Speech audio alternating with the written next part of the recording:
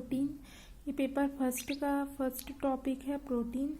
इसमें मुख्यतः प्रोटीन जो रहेगा वह अमीनो एसिड का पॉलीमर होता है। बहुत सारे अमीनो एसिड से मिलकर हमारा प्रोटीन का निर्माण होता है। जो सेल रहता है वह 50% प्रोटीन कंटेन करके रखता है। जो प्रोटीन है यह अमीनो एसिड से मिलकर बने रहता है। मुख्यतः इसमें दो प्रकार के टर्मिनल पाए जाते हैं, एमिन टर्मिनल और कार्बोक्सिलिक टर्मिनल। प्रोटीन जो रहता है इसको शब्द को स्वीडिश वैज्ञानिक जे बार्जीलियस ने सबसे पहले प्रोटीन को बताया। यह प्रोटीन जो है ग्रीक वर्ड प्रोटीएस से लिया गया है। फर्स्ट इसको प्रोटीएस से प्रोटीन को लिया गया है। प्रोटीन जो रहेगा वो नाइट्रोजनस युक्त कंपाउंड रहेगा। Carbon, hydrogen, nitrogen, oxygen, sulphur ये सब हमारे प्रोटीन में प्रेजेंट रहेंगे। इन सब कंपोनेंट से मिलकर प्रोटीन का निर्माण होता है। जो कार्बन रहता है यह 50 से 55% प्रेजेंट होता है प्रोटीन में। हाइड्रोजन जो रहेगा 6 से 7.3% प्रेजेंट होता है। नाइट्रोजन 13 से 19%, ऑक्सीजन 19 से 24% और सल्फर 0 से 4% प्रेजेंट रहता है। ये हमारा प्रोटीन का कंस्टिट्यूशन है। इसमें ये carbon, hydrogen, nitrogen, oxygen, sulphur इतने कंपोनेंट प्रेजेंट रहते हैं। प्रोटीन का नॉर्मल ओवरव्यू बता रही हूँ, जिसमें हम प्रोटीन के स्ट्रक्चर के बारे में पढ़ेंगे। जो प्रोटीन होता है इसमें मेनली स्ट्रक्चर आप लोग देख रहे हैं। यहाँ पर प्रोटीन को इसका जो स्ट्रक्चर है 4 भागों में बांटा गया है। फर्स्ट है प्राइमरी स्ट्रक्चर। प्राइमरी स्ट्रक्चर में जो प्रोटीन रहता है यह बहुत सारे अमीनो एसिड से मिलकर बना होता है।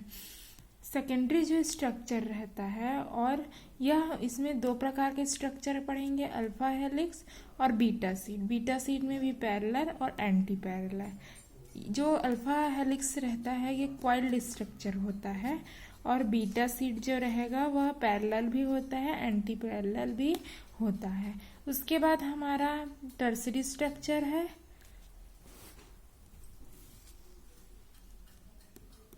प्रोटीन का जो टर्सरी स्ट्रक्चर होता है यह इसमें एक पॉलीपेप्टाइड चेन से मिलकर बना होता है।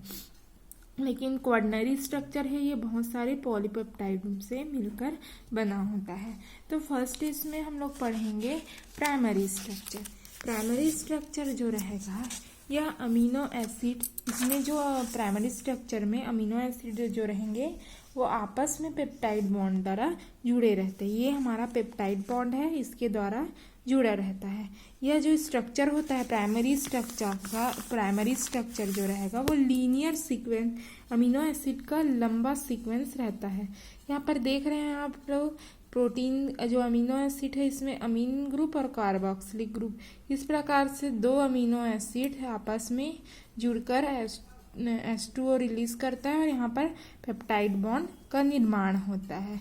तो प्राइमरी स्ट्रक्चर में अमीनो एसिड के बीच में आपस में पेप्टाइड बॉन्ड द्वारा जुड़ा रहता है अमीनो एसिड। उसके बाद है सेकेंडरी स्ट्रक्चर। सेकेंडरी स्ट्रक्चर जो रहेगा इसमें पेप्टाइड बॉन्ड के इनरेगुलर स्ट्रक्चर को रेगुलर करने के लिए यहाँ पर हाइड्रोजन बॉन्ड बनता है।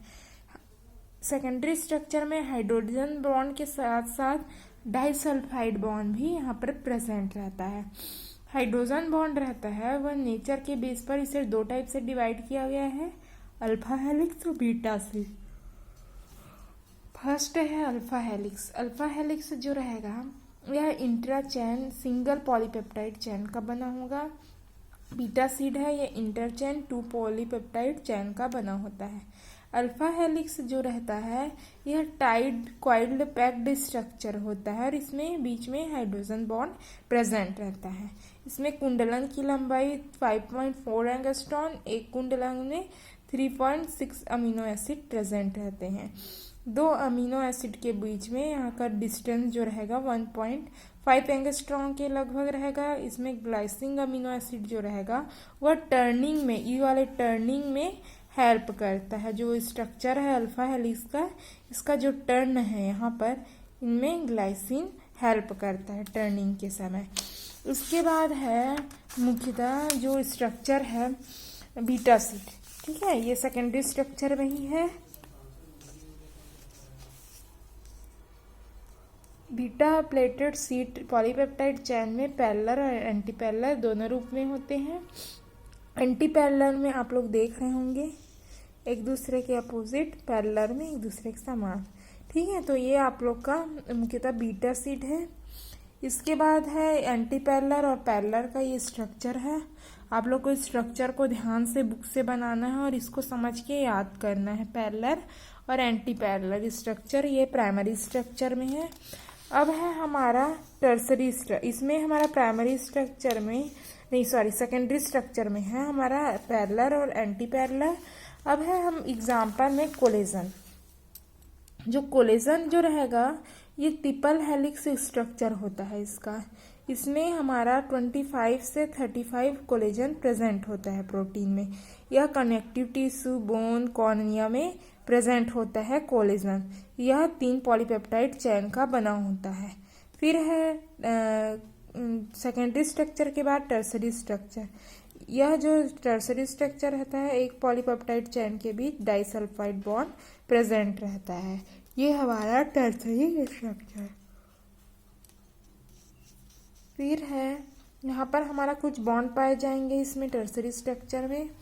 Inter peptide hydrogen bond, side chain hydrogen bond, ionic bond, hydrophobic bond, ये चारों हमारे बॉन्ड प्रोटीन के स्ट्रक्चर में टर्सरी स्ट्रक्चर में प्रेजेंट रहते हैं। इसमें एग्जाम्पल हमारा मायोग्लोबिन है। मायोग्लोबिन जो रहेगा ये मसल सेल में प्रेजेंट रहेगा। ये ऑक्सीजन बाइंडिंग प्रोटीन होता है और मसल सेल में ऑक्सीजन बाइंडिंग करने का काम करता है।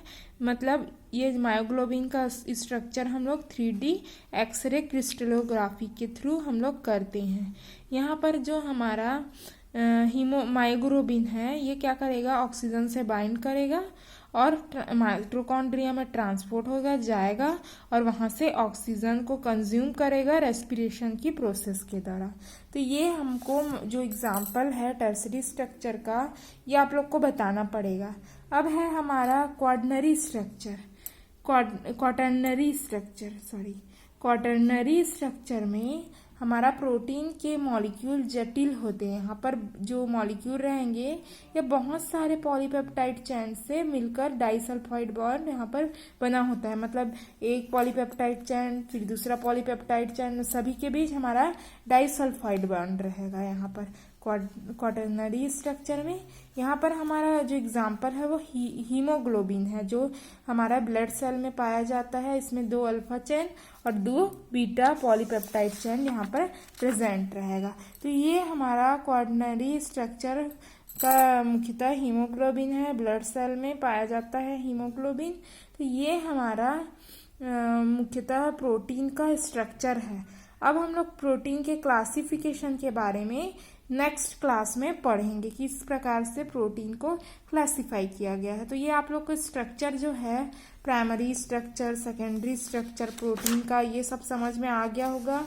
ये सब आप लोग डायग्राम के थ्रू इसको आप लोग नोट्स बनाएंगे और उसको बताएंगे। अच्छे से आप लोग समझ भी गए होंगे स्ट्रक्चर देख करके, ठीक है। तो ये हमारा ओवरव्यू है। ओवरव्यू को बता देना आप लोग, इससे आप लोग को आसानी होगी समझने में चीज़ों को।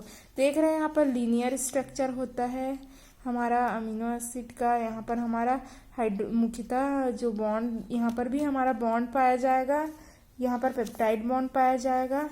यहाँ पर हमारा अल्फा हेलिक्स में हाइड्रोजन बॉन्ड प्रेजेंट रहेगा, यहाँ पर हमारा डाइसल्फाइड बॉन्ड प्रेजेंट रहेगा। ऐसे आप लोग को बॉन्ड के बारे में याद रखना। इसके अलावा भी और भी बॉन्ड पाए जाएंगे। तो ये हमारा प्रोटीन का स्ट्रक्चर है। कल क्लासिफिकेशन पढ़ेंगे।